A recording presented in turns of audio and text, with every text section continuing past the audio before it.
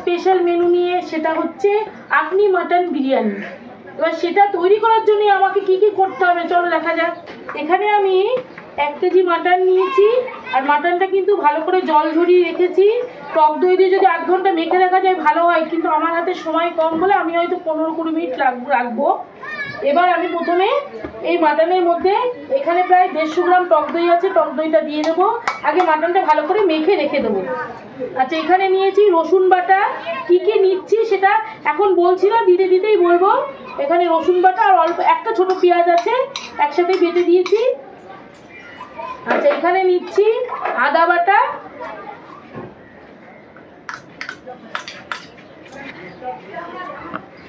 দিয়ে দিচ্ছি কাঁচা আর পাকা লঙ্কা একসাথে পেস্ট করে রাখা,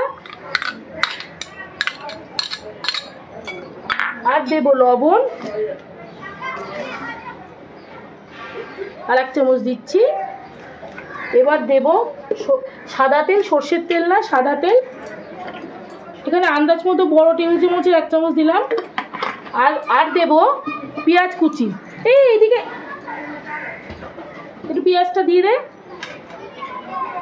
এই যে এখানে আমি পেঁয়াজ বেরেস্তা আর পেঁয়াজ কুচি একসাথে রেখেছি। বেরেস্তাটা দেবো না, শুধু এই কুচিগুলো দিয়ে দেবো। এটাকে ভালো করে এখন মেখে রাখবো।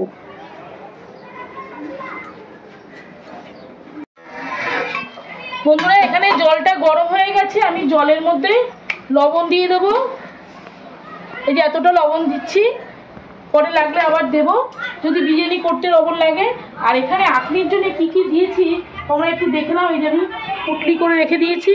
এ দেখো, জয়িত্রী, ছোট একটু জায়ফল, গরম মশলা, বড় এলাচের টুকরো, এই যে সব দিয়ে একটা পুটলি করে রেখেছি। এটা এই জলের মধ্যে দিয়ে দেব। এটাকে ভালো করে আগে বেঁধে নিই, যাতে বেরিয়ে না যায়। একটু শক্ত করে বাঁধতে হবে।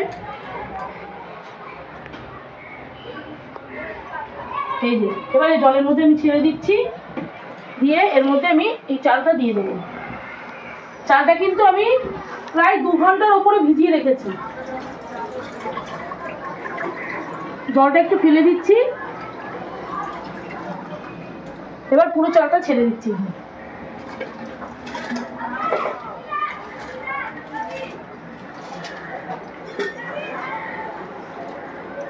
এখানে 1 কিলো চাল আছে, 1 কিলো চাল আর 1 কিলো মাটন। চালটা দিয়ে ভালো করে একটু মিশিয়ে দেবো। আর এর মধ্যে আমি কটা তেজপাতা দিয়ে দেবো, আর একটু দেব সাদা তেল, যাতে চালগুলো একটার সাথে একটা লেগে না যায়। দিয়ে এবার আমি ঢেকে রাখবো। এবার মাটনটা ভালো করে মেখে রাখবো। আর পেঁয়াজগুলো ওই যে এখানে কুচনো পেঁয়াজ দিয়েছি, এটাকে একটু চটকে চটকে মাখতে হবে। কারণ এখানে বাটা পেঁয়াজ অল্প দিয়েছি, কুচনো পেঁয়াজই বেশি দিয়েছি। কারণ এটা কষাতে কষাতে কিন্তু পেঁয়াজটা নরম হয়ে যাবে। এটা করতে করতে বাকিটা তোমাদেরকে দেখাচ্ছি কিভাবে কি আর কি কি নিয়েছি এটা তৈরি করার জন্য বিরিয়ানিটা। এখানে কিন্তু কোনো ফুড কালার দেবো না, এখানে ফুড কালার পরেই দেব। ভালো করে এটা চটকে মাখতে হবে। আর বিরিয়ানিতে সকলেই ভালোবাসে, আর মাটন বিরিয়ানি হলে তো কোনো কথাই নেই। কালকে সেলিব্রেশনটা বলো কেমন লাগবে, জিজ্ঞেস করো। দিনটা কিন্তু ভালোই জমে যাবে আজকে। আর যেহেতু কালকে আমাদের অ্যানিভার্সারি ছিল, সেটার খাওয়া দাওয়া আজই হবে। সেই সেলিব্রেশনটা কালকে কেক দিয়ে হয়েছে, আজকে মাটন বিরিয়ানি দিয়ে হবে। আর খাবো যখন, তখন তোমাদের সাথে একটু শেয়ার না করলে তোমার ভালো লাগে না বন্ধুরা। তোমরা তো আমার একটা পরিবারের মধ্যে পড়ো, তাই তোমাদেরকে শেয়ার করছি। যাক, অনেক বকবক করা হয়ে গেছে, এবার এটাকে আমি ঢেকে রাখি। এই যে এখানে বিরিয়ানি যে মশলাটা, এই মশলাটা কিন্তু ভেজে রেখেছি। শুধু মিক্সিতে গুঁড়ো করতে, মিক্সি বা শিলে যেখানে কিছু গুঁড়ো করা যাবে। এখানে জয়িত্রী, জায়ফল, সাজিরে, সামরিচ, ছোটো এলাচ, বড়ো এলাচ, যা যা বিরিয়ানিতে লাগে সব মশলা, শুধু স্টার অনিয়নটা দেওয়া হয়নি, আর বাকি সবটাই দেওয়া আছে। আর এখানে দুধ নিয়েছি, দুধের মধ্যে আমি এই যে বিরিয়ানির যে কালারটা, ফুড কালারটা, সেটাই দেব। আমার কাছে কেশর কালার নেই, সেই জন্য কেশর দেবো না, এটাই দেব। আর এই মিষ্টি আতর দেব। আর যেটা কী কী রং দিতে হয় সার তো কিছু নেই, এটাই দিচ্ছি। চলো। আর এখানে নিয়েছি আলু সেদ্ধ করে ভেজে নিয়েছি এখানে ঘি। বন্ধুরা, রাইসটা হয়ে গেছে। এই দেখো কি সুন্দর রয়েছে, চালটা পুরোপুরি সেদ্ধ হয়নি, এরকমই রাখতে হবে। তোমরা তো জানো বিরিয়ানি করা। আর এরকম একটা আমি ঝুড়ির মধ্যে কাপড় পেতে, যেমন বিরিয়ানির দোকানে করে না ঝুড়ির মধ্যে কাপড় পেতে, ওই রকম করেই কিন্তু আমি করার চেষ্টা করছি, যাতে চালটা ভালো করে ঝরে যায়, ভেঙেও না যায়। আর তোমার ছড়ানো জায়গাতে আমি দিতে পারবো। এবার এর ভেতরে যে চালটা আছে সেগুলো ঝরিয়ে নিই। এইভাবে হাওয়ার মধ্যে রেখে দিতে হবে। চলো এবার মাটনটা তৈরি করি। এখানে কড়াইটা বসিয়ে দিয়েছি। এখানে পেঁয়াজ বেরেস্তা করা যে তেলটা ছিল তার মধ্যে আমি বাকি তেল দেবো। আর এটা কিন্তু সাদা তেলেই করছি, সর্ষের তেলে করছি না রান্নাটা। আর এই তেলের মধ্যে কিন্তু আমি এখন কোনো বরণ টরণ কিছুই দেবো না, ডিরেক্ট একদম মাটনটা বসিয়ে দেবো। এই যে তেলটা গরম হয়ে গেছে, আস্তে আস্তে করে আমি অল্প অল্প করে ছেড়ে দিচ্ছি, একবারে ছাড়বো না, তেল ছিটকে আসবে। যেহেতু অনেকটা মাটন আছে, আস্তে আস্তে ছাড়তে হবে। আর এখন কিন্তু মাটন পুরোপুরি হাই ফ্লেমে করতে হবে, কোনো লো ফ্লেমে করা যাবে না। চিকেন মাটন সবসময় কিন্তু হাই ফ্লেমে রান্না করলে সেই রান্নার স্বাদ কিন্তু বাড়ে, এটা আমরা ছোটোবেলা থেকে জেনে এসেছি। এবার ভালো করে এটা কষবো, কষিয়ে তারপরে যদি দেখি মাটনটা এখনো সেদ্ধ হতে বাকি আছে, তাহলে আমি প্রেসার কুকারে দিয়ে দেবো। বন্ধুরা, এই দেখো মাটনটা মোটামুটি কষানো হয়ে গেছে। আর আমি কড়াইতে কষাবো না, এবার ডিরেক্ট আমি প্রেসার কুকারের মধ্যে দিয়ে দেবো।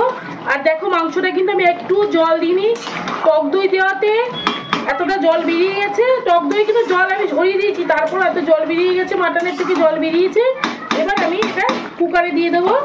আর এখানে আমি একটু দিয়ে দিচ্ছি এই যে বিরিয়ানির যে মশলাটা, এই মশলাটা উপর দিয়ে ছড়িয়ে দিচ্ছি, যাতে ফ্লেভারটা ভালো করে মাটনের মধ্যে ঢোকে। আর একটু দিয়ে দেবো এখানে ঘি। ঘিটা কিন্তু অপশনাল, দিতেও পারো নাও পারো, আমি দিচ্ছি শুধু ফ্লেভারটার জন্যে। এবার ভালো করে একটু মিশিয়ে নিয়ে কুকারে দিয়ে দেবো। দেখো কি সুন্দর একটা কালার এসছে বিরিয়ানিতে, কিন্তু এই কালারটাই মাটন বিরিয়ানিতে, মাটনের কালার কিন্তু এরকমই আসে। দেখো ঠিক সেই রকম কালার এসছে। চলো এবার বসিয়ে দিই। হ্যাঁ, এইভাবে ধরে ধরে ঢালতে হবে। তুমি ছাড়ো, তুমি ভাতটা ছাড়ো, তুমি ভাতটা ঝরে আছে। এই যে বন্ধুরা, দুজনের ধরে করতে হচ্ছে, এত ভারী। দিবাপিও তো 4-5 মিলে করে বড় জায়গায়। কালারটা কিন্তু দারুণ এসছে বন্ধুরা। আবার ঢালতে হচ্ছে ভালো করে, তোমরা নাহলে বুঝবে না, বুঝবে না যে আমি কেমন করে করছি। একদম ভালো করে ঢেলে নিই। দেখি এবার বন্ধুরা মাটনটা সেদ্ধ হয়েছে কিনা। এই দেখো কি সুন্দর, জলটাও কিন্তু একদম শুকিয়ে গেছে। এই দেখো কি সুন্দর শুকিয়ে গেছে। মাটন যেমন হয় বিরিয়ানিতে তেমনই সেদ্ধ হয়েছে। চলো এবার মাটন আর রাইসটা একসাথে সাজিয়ে মাটন বিরিয়ানি তৈরি করি। বন্ধুরা, এখানে হাঁড়িটা গরম বসিয়েছি। আর কিসের উপর বসিয়েছি দেখো, এই যে তাওয়ার উপর বসিয়েছি। এখানে 10 মিনিট ধরে গরম করেছি, যাতে তাড়াতাড়ি করে হয়। আর এই হাঁড়ির মধ্যে একটুখানি সাদা তেল দিয়েছি, আর 1 চামচ আমি এখানে ঘি দিয়ে দেবো। দিয়ে এটাকে ভালো করে ঘিটাকে হাঁড়ির চারিপাশে মেশাবো। এবার পরপর করে সব কিছু সাজাবো। প্রথমে আমি আলুগুলোকে দিয়ে দিচ্ছি, আলুগুলো তলায় দিয়ে দিলাম, ফ্লেমটা বাড়িয়ে দিলাম।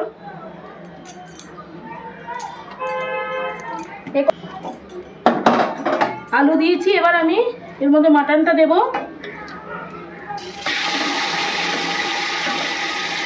গ্রেভিটা দেখতে পাচ্ছ তো একদমই অল্প হয়েছে কিন্তু এখানে। গ্রেভি দিচ্ছি, দোকানের মতো করার চেষ্টা করছি, অতটা তো ভালো পারবো না। এবার রাইসটা দিয়ে দেবো ওপর দিয়ে ছড়িয়ে। অলরেডি কিন্তু চটপট করা শুরু করে দিয়েছে, যেহেতু এখানে আমার এটা হাঁড়িটা গরম হয়েছিল। ও এটা বার করা হয়নি, এই যে এখানে যেটা রয়েছে না পুটলিটা, এই পুটলিটার কিন্তু আর কোনো কাজ নেই, এটা শুধু ফেলে দিতে হবে। এর যা নির্যাস সব বেরিয়ে গেছে। এর চালটা দিয়ে দিই। তোমাদের তখন এটা বলা হয়নি, আমিও ভুলে গেছি। এটাকে এরকম করে সাজাচ্ছি।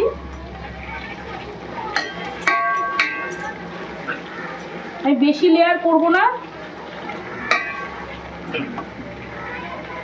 ব্যাস এরকম দিলাম। এবার এর মধ্যে দেব বিরিয়ানি মশলা,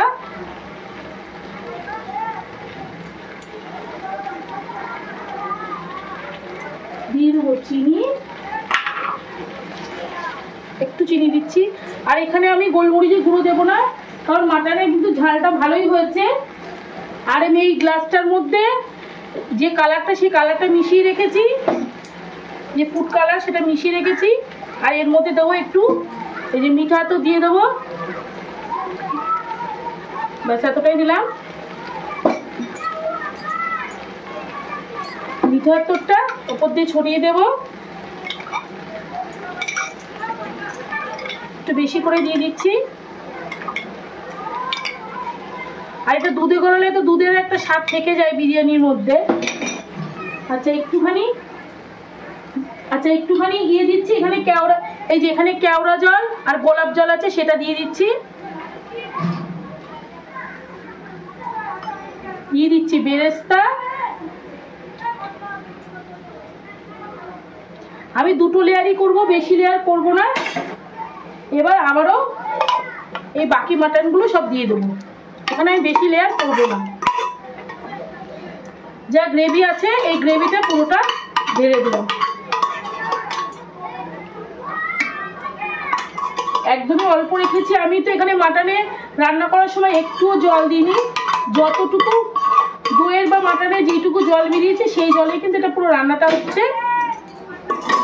এবার দিয়ে দেবো আবারও আলু,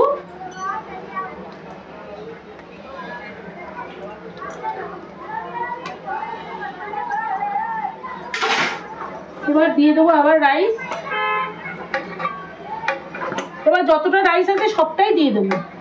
তোমরা চাইলে অনেকগুলো লেয়ার করতে পারো, আমি আর করছি না।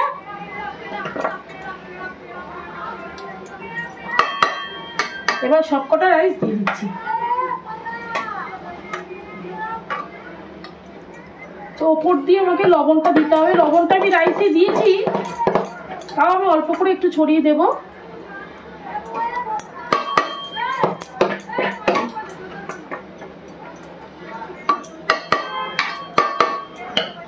সমস্ত রাইস দিয়ে দিয়েছি বন্ধুরা। এবার এর মধ্যে আমি এটা দিয়ে দিচ্ছি দুধে ভেজানো কালার, আর এখানে মিঠা আতর। আচ্ছা, এখানে আবারও দিয়ে দিচ্ছি কেওড়া জল, গোলাপ জল দিয়ে দিচ্ছি। এই যে বিরিয়ানির মশলা পুরোটাই দিয়ে দেবো। এবার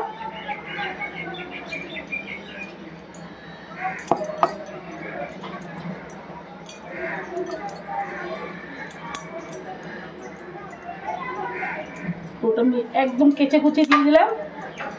এবার ওপর দিয়ে লবণটা দিয়ে দেবো। একটু লবণটাই দিচ্ছি বেশি করে, কারণ প্রথম থেকে আমি দিয়ে দিই, মানে মাটনে দিয়েছিলাম আর রাইস সেদ্ধ করার সময় অল্প করে দিয়েছিলাম, এখন একটু দিচ্ছি, কারণ তলায় ভেতরে সব চলে যাবে, মিশে যাবে। ব্যাস গোলমরিচের গুঁড়োকে একটু দেবো। আচ্ছা নিয়ে একটু গোলমরিচের গুঁড়ো দিয়ে দিই।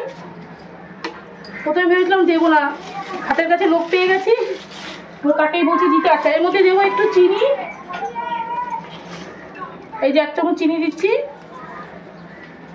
আজকে আমি বিরিয়ানিতে খোয়া ক্ষীর দেবো না, মাটন বিরিয়ানি করছি বলে খোয়া ক্ষীর দিচ্ছি না।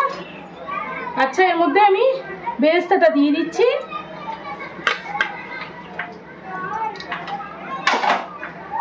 আবার দিয়ে দিচ্ছি গোলমরিচের গুঁড়ো। প্রথমে ভেবেছিলাম দেবো না, এখন দিয়ে দিলাম। সর্বশেষ ঘি দিতে হবে বিরিয়ানিতে, যেটা ছাড়া একেবারে অসম্পূর্ণ। ঘিটা কিন্তু দিতেই হবে, একটু দরাজ হাতেই দিতে হবে। ব্যাস হয়ে গেল। এবার ঢেকে রাখার পালা আর অপেক্ষা করার পালা যে কখন বিরিয়ানিটার গন্ধ বেরোবে, আমরা বিরিয়ানির ওপরে হামলে করব। চলো এবার ঢেকে রাখি। এই যে ঢেকে রাখলাম, আর এটাকে আমি হামানদিস্তা এটা দিয়ে চাপা দিয়ে রাখছি। এই যে বন্ধুরা, মাটন বিরিয়ানি রেডি। দেখো কত সুন্দর কালার হয়েছে। আমি তো খুব একটা বেশি কালার দিইনি, অল্প কালারই দিয়েছি, তাও কত সুন্দর দেখতে হয়েছে। এবার তোমাদেরকে আমি তুলে দেখাচ্ছি। বন্ধুরা এই যে মাটন বিরিয়ানি রেডি, দেখে নাও কেমন দেখতে হয়েছে। আর এই দেখো মাটনের লেগ তো না, এটা নাল্লির পিস, দেখতে কত সুন্দর হয়েছে। আর আমার এই ভিডিওটা যদি ভালো লাগে তাহলে একটা লাইক আর কমেন্ট আর সাবস্ক্রাইব করে দিও। টাটা।